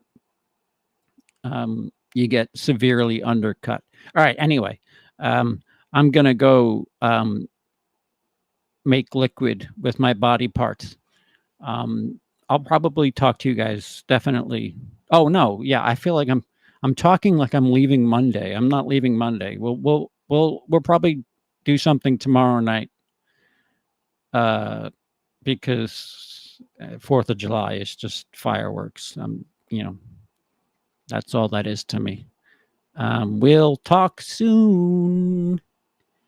Have a day, and if you have topics you'd like to discuss, leave it in the comments section. I've been CP, and I'm surprised at how many how painless that was. Well, we'll see you soon. Toodles.